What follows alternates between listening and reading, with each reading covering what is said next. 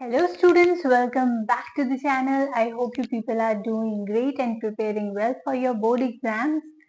जो चैप्टर हम कर रहे हैं आप जानते हैं कि हम कर रहे हैं थ्योरी ऑफ डिमांड क्लास +1। ठीक है, इस चैप्टर में ऑलरेडी हम बहुत सारी चीजें कर चुके हैं, टाइप्स ऑफ गुड्स कर चुके हैं, आपका क्वांटिटेटिव डिमांड इनमें डिफरेंसेस कर चुके हैं। जो आज हम करने वाले हैं और जो आपके एग्जाम पॉइंट ऑफ व्यू से काफी ज्यादा इम्पोर्टेंट है वो है आपका लॉ ऑफ डिमांड। ठीक है, डिमांड क्या है, क्वांटिटेटिव डिमांड क्या है। ठीक है, अब ये वर्ड्स इसमें इंट्रोड्यूस होना स्टार्ट हो चुके हैं, तो मैं प्रेफर करूंगी या मैं आपको रेकमेंड करूंगी कि आप पहले प्रीवियस वीडियोस को देख लें, तभी आपको वो चीजें समझ में आएंगी। तो without wasting any time let's get started. अब देखिए, लॉ ऑफ डिमांड क्या कहता है आपका। लॉ ऑफ डिमांड कहता है states that other things remain constant. Other things remain constant, इसका क्या मतलब है ये मैं आपको भी बताऊंगी। There is an inverse relationship between your quantitative demand and own price of the commodity. Inverse का मतलब क्या होता है? इनवर्स का मतलब होता है आपका उल्टा रिलेशनशिप है। मतलब अगर एक चीज बढ़ रही है तो एक चीज कम होगी, ठीक है, या एक चीज कम हो रही है तो एक चीज बढ़ेगी, उसे कहते हैं हम इनवर्स या नेगेटिव रिलेशन। अब देखिए, जो नेक्स्ट एक जो आपका ये बोल रहे हैं वो states that other things remain constant. अब ये अदर थिंग्स क्या है? अदर थिंग्स है आपकी ये सारी चीजें, इनको हम अजम्पशंस भी बोल सकते हैं और ये भी बोल सकते हैं अदर थिंग्स जो आपकी डेफिनेशन में है वो सारी चीजें। अब देखिए, फर्स्ट चीज जो इसमें है वो है टेस्ट एंड प्रेफरेंसेस। मतलब ये कि taste and preferences are unchanged. इसका मतलब ये है कि कई बार हमारा एक पर्टिकुलर टेस्ट होता है एक ब्रांड को लेकर। ठीक है, जैसे ऑयल को लेकर हमारे घर में प्रेफर करते हैं कि हम पी मार ऑयल खरीदें, ठीक है, उसके अलावा हम कोई ऑयल ना खरीदे। ठीक है, या हम बेसन या चीनी की XYZ वेराइटी खरीदते हैं, उसके अलावा हम कोई वेराइटी नहीं खरीदते, हम शॉप पे जाके वही चीज मांगते हैं। कई बार मम्मा क्या कहती है कि जाओ बाजार से जाओ और ये वाली चीज लेकर आना इस ब्रांड की।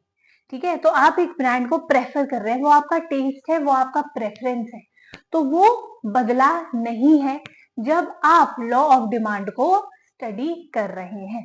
ठीक है, क्योंकि मैंने पहले भी कहा था फ्रीक्वेंट चेंजेस किसी भी चीज में जब आते हैं तो उसमें कंक्लूजन निकालना मुश्किल हो जाता है।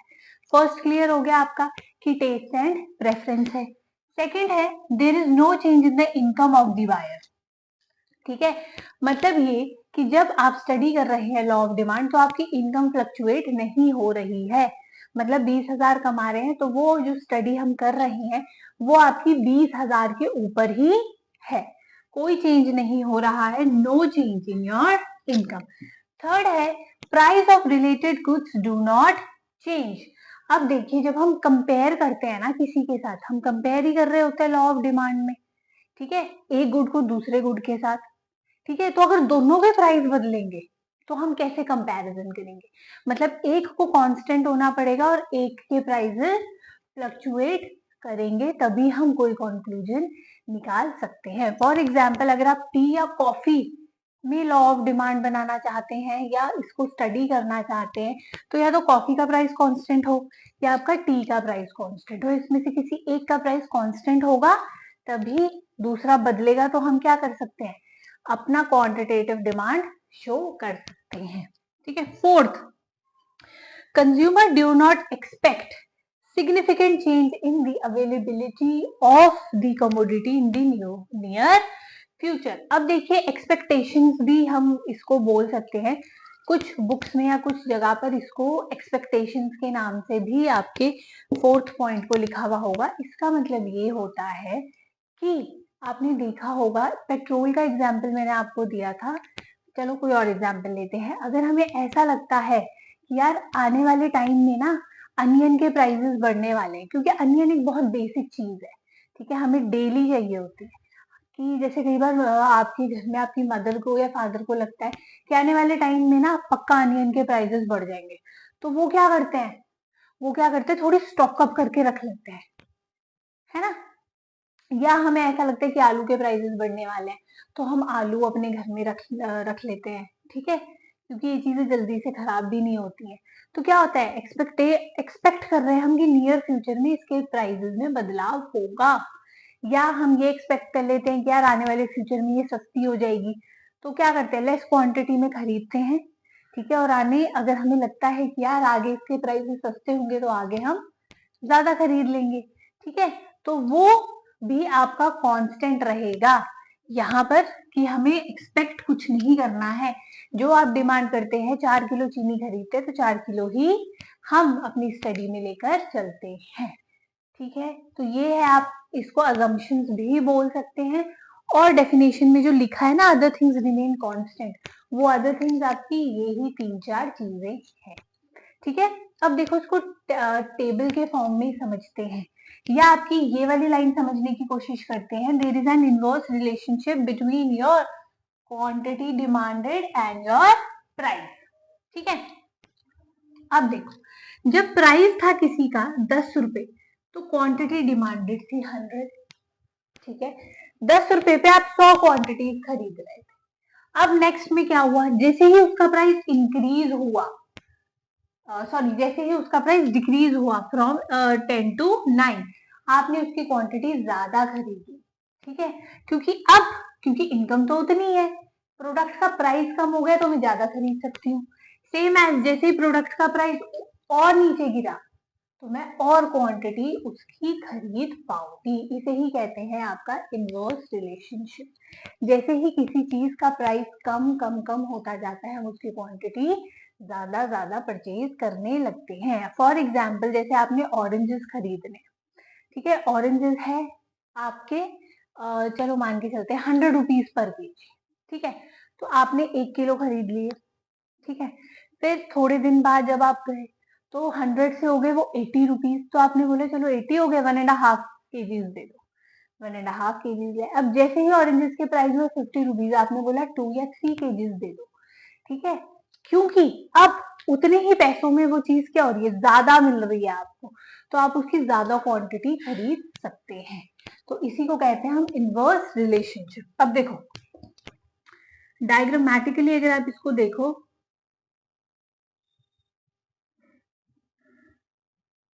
डायग्रामेटिकली देखो तो ये यहाँ पे थी आपकी क्वांटिटी। देखो, ऐसे ही रफली लिख रही हूं अभी मैं, just to make you understand.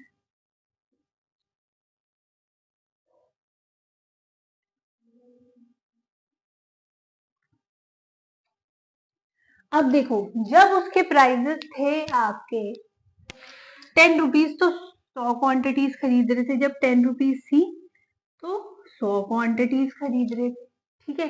जैसे ही प्राइस हुआ 9, डिक्रीज हुआ प्राइस, क्वांटिटी बढ़ गई, फ्रॉम 9 to 150 हो गई। जैसे ही प्राइस और कम हुए, तो 100 रुपीज पर आप उसकी 200 क्वांटिटीज खरीद पा रहे हैं। तो आपका डिमांड कर्व कैसे बन रहा है, देखो, आपका डिमांड कर्व बन रहा है डाउनवर्ड स्लोपिंग। ये है आपका डीडी कर्व, जो आपका हमेशा डाउनवर्ड स्लोपिंग बनता है। समझ में आया। फिगर्स आप अपनी मर्जी से भी लिख सकते हैं, that does not matter, matter is कि आपका डीडी जो कर्व है वो डाउनवर्ड स्लोपिंग होना चाहिए, ठीक है। अब आपका नेक्स्ट जो है टॉपिक, अब आपका जो नेक्स्ट है वेरी इंपॉर्टेंट टॉपिक, ये भी बहुत आपका एग्जाम पॉइंट ऑफ व्यू से इम्पोर्टेंट है, कि आपका जो डिमांड कर्व है वो डाउनवर्ड स्लोपिंग क्यों होता है। देखो, डिमांड कर्व आपका यही था, एक्स एक्सिस 0 एंड वाई, और हमेशा आपका डीडी कर्व डाउनवर्ड स्लोपिंग इस तरह से ही होता है, ठीक है। अब ये किन रीजंस की वजह से आपका डाउनवर्ड स्लोपिंग होता है। अब देखो, आपका जो फर्स्ट रीजन है वो है law of diminishing marginal utility. Law of diminishing marginal utility, देखो इसका क्या मतलब है, आपको पता है मार्जिनल का मतलब क्या होता है। मार्जिनल मीन्स एडिशन, मतलब जैसे जैसे मैं कोई चीज को एडिशनली यूज करती जाऊंगी, मेरे लिए उसकी सेटिस्फैक्शन लेवल, उसकी वैल्यू क्या होती जाएगी, कम कम कम और कम। अगर आपको रोज एक ही चीज डेली बेसिस पे खाने को मिले तो क्या हो जाओगे, at last you will get bored. ठीक है, तो उसकी वजह से क्या होगा, आपके लिए उसकी इंपॉर्टेंस क्या हो जाएगी, कम हो जाएगी। इस वजह से भी क्या होता है, आपका जो आपका डिमांड कर्व होता है वो डाउनवर्ड स्लोपिंग होता है। देखो, as consumption of a commodity increases, जैसे जैसे कॉमोडिटी को आप ज्यादा यूज करने लग जाते हो, marginal utility derived from each successive unit, जो यूटिलिटी सेटिस्फैक्शन आपको उससे मिलती है, ठीक है, वो क्या होने लग जाती है, आपकी डिमिनिश, आपकी नीचे गिरने लग जाती है, जिसकी वजह से क्या होता है, जिसकी वजह से आपका law of demand downward sloping होता है। अब देखो, कोई चीज आप एक्सेसिवली कब यूज करते हो, जब वो शायद चीपर प्राइसेस पे हो, एक रीजन हो सकता है ये। ठीक है, अब कोई चीज सस्ती होती जा रही है तो आप उसको और ज्यादा खरीदोगे, और ज्यादा खरीदोगे, और ज्यादा खरीदोगे। ठीक है, इसकी वजह से क्या होगा, उसकी वैल्यू आपके लिए कम हो जाएगी। ठीक है, अब सेकंड है इनकम इफेक्ट। अब देखो, इनकम इफेक्ट क्या कहता है, income effect refers to the effect on quantity demanded. Quantity demanded मतलब कितनी क्वांटिटी आप उसकी डिमांड कर रहे हैं। When real income of the buyer changes owing to the change in price of the commodity, with the fall in price real income increases, demand of the commodity expands। अब देखो क्या हुआ है, हुआ ये है कि किसी भी चीज, अगर कोई चीज आपको पहले 100 रुपए में 1 किलो मिल रही थी, ठीक है, और वही चीज अब आपको 50 रुपीज में 1 kg मिल रही है, तो यहाँ पर क्या हो रहा है, यहाँ आपकी मनी की जो वैल्यू है वो आपको ज्यादा मिल रही है ना। पहले 100 रुपए में मिल रही थी, अब वही चीज आपको कम में मिल रही है, उतनी ही क्वांटिटी। तो यहाँ पे अल्टीमेटली क्या हुआ है, यहाँ पर आपकी जो वैल्यू ऑफ इनकम है, वैल्यू ऑफ मनी है, वो क्या हो रहा है, आपको ज्यादा मिल रही है। क्यों मिल रही है, क्योंकि प्राइस जो है वो कम होता जा रहा है और क्वांटिटी ज्यादा होती जा रही है, इनवर्स रिलेशनशिप चल रहा है। ठीक है, अब थर्ड है सब्स्टिट्यूशन इफेक्ट। सब्स्टिट्यूशन इफेक्ट क्या होता है, सब्स्टिट्यूशन इफेक्ट आपका हमेशा दो गुड्स के बीच में किया जाता है, जब आप एक गुड को दूसरे गुड से रिप्लेस कर देते हो। और हम वो कब रिप्लेस करते हैं, जब एक कमोडिटी का प्राइस आपका नीचे गिर जाता है। ठीक है, जैसे कोक और Pepsi, they are of similar taste almost. ठीक है, अगर कोक का प्राइस बढ़ जाएगा तो आप पेप्सी कंज्यूम करने लग जाओगे। तो आपने क्या किया, कोक को सब्स्टिट्यूट कर दिया किसके साथ, पेप्सी के साथ। वैसे ही अगर पेप्सी का प्राइस बढ़ जाएगा तो आप पेप्सी पीना छोड़ दोगे और क्या कंज्यूम करना शुरू कर दोगे, कोक। तो आपने क्या सब्स्टिट्यूट कर दिया, आपने पेप्सी को कोक के साथ रिप्लेस कर दिया।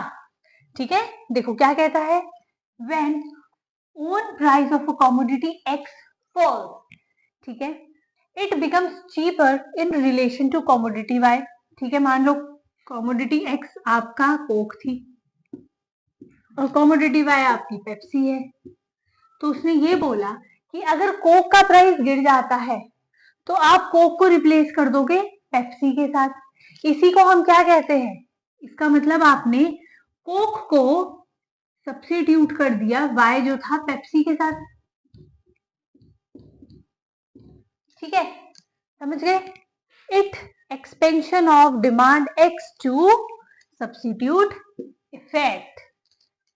अब इसका मतलब क्या है, इसका मतलब ये है आपका कि आपने एक चीज को जो दूसरे के साथ सब्स्टिट्यूट किया ड्यू टू इनवर्स रिलेशनशिप, उसकी वजह से भी हमारा जो लॉ ऑफ डिमांड होता है वो डाउनवर्ड स्लोपिंग होता है। ठीक है, अब आपका फोर्थ है size of the consumer groups.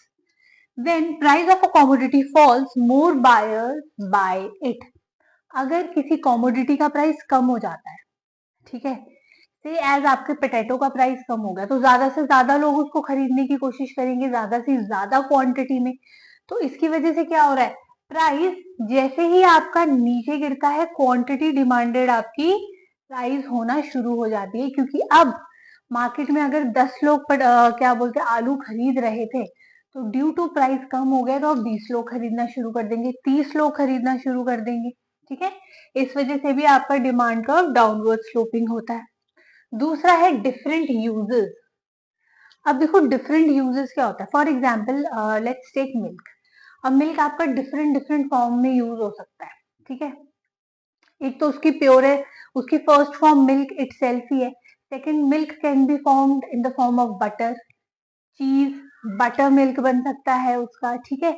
अब देखो जब इतनी चीजें एक सिंगल प्रोडक्ट से बन सकती हैं, तो इसका मतलब उसके सिंगल प्रोडक्ट की तो जो कंजम्पशन है वो क्या होगी, राइज हो जाएगी कि नहीं, क्योंकि एक ही चीज को हम मल्टीपल पर्पसेस में यूज कर रहे हो, इस वजह से उसकी क्या होगी, डिमांड हाई हो जाएगी, ठीक है। तो ये भी एक आपका रीजन होता है कि आपका डिमांड कर्व डाउनवर्ड स्लोपिंग क्यों होता है। आई होप आपको ये समझ में आया होगा। अभी हमने पढ़ा कि आपका law of demand upward sloping क्यों होता है। अब इसका एक सेकंड फेज भी है कि आपका जो लॉ ऑफ डिमांड है कुछ केसेस में वर्क नहीं करता, एक्सेप्शंस है उसके भी, ठीक है। जैसे हर चीज के एक्सेप्शंस होते हैं वैसे ही आपके लॉ ऑफ डिमांड के भी एक्सेप्शंस है। अब देखो हमें ये पता है कि आपका जो लॉ ऑफ डिमांड है उसका कर्व ऐसा होता है, डाउनवर्ड स्लोपिंग होता है, ठीक है। इसका मतलब क्या होता है कि अगर किसी का प्राइस 10 रुपीज है तो हम उसकी 20 क्वांटिटी खरीद रहे हैं, ठीक है। ऐसे लिख लेते हैं, इसको समझ में आ जाएगा। और अगर उसका प्राइसेस राइज हो गया तो हम उसकी कंजम्पशन कम कर देते हैं, जिसकी वजह से क्या होता है, आपका law of demand downward sloping होता है। अब एक्सेप्शन में क्या होगा, एक्सेप्शन में ये होता है आपका कि पॉजिटिव रिलेशन चलता है आपका प्राइस और क्वांटिटी डिमांडेड में। मतलब अगर किसी का प्राइस 10 20 अगर किसी का प्राइस 10 रुपीज है तो आपने उसकी 10 क्वांटिटीज खरीदी फॉर एग्जाम्पल, और जैसे ही उसका प्राइस बढ़ा आपने उसकी परचेजिंग भी ज्यादा कर दी, जिसकी वजह से आपका law of demand upward sloping हो जाता है। समझ गए। अब इसके कुछ एक्सेप्शंस हैं, जिसमें से फर्स्ट एक्सेप्शन है आपका आर्टिकल ऑफ डिस्टिंक्शन। अब देखिए आर्टिकल ऑफ डिस्टिंक्शन ये कहता है आपका कि हम सोसाइटी में रहने के लिए अपनी लिविंग ऑफ स्टैंडर्ड हाई दिखाने के लिए कुछ चीजें खरीदते हैं कि हमारा स्टेटस मेंटेन हो, जैसे आपके ज्वेलरी हो गया, डायमंड्स हो गया, ठीक है। मतलब कुछ ऐसा या बहुत कुछ एक्सपेंसिव चीज आपके घर में जो बहुत रेयर हो, एंटीक चीज हो जो बहुत ज्यादा रेयर हो, ठीक है। अब आपने देखा होगा जितनी भी एंटीक पुरानी चीजें होती है बड़ी महंगी होती है, और कुछ लोगों को उसका बड़ा शौक होता है, तो क्या करते हैं वो, भले ही वो महंगी है लेकिन वो उसको खरीदते हैं, क्यों, to maintain the social status, ठीक है। तो देखो क्या बोल रहे हैं, certain goods are article of social distinction, these goods are demanded only because of their price is high, ठीक है। वो इसीलिए डिमांड की जा रही है बिकॉज उसकी जो कीमत है वो क्या है, बहुत ज्यादा हाई है, ठीक है।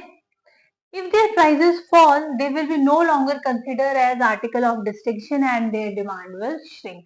अब अगर वही चीजें, अगर सोना सस्ता हो जाए तो लोग उसको खरीदेंगे ही नहीं, क्योंकि वो बड़ा कॉमन हो जाएगा कि नहीं। और कॉमन चीजें आपको सोशल स्टेटस मेंटेन करने में मदद नहीं करती हैं।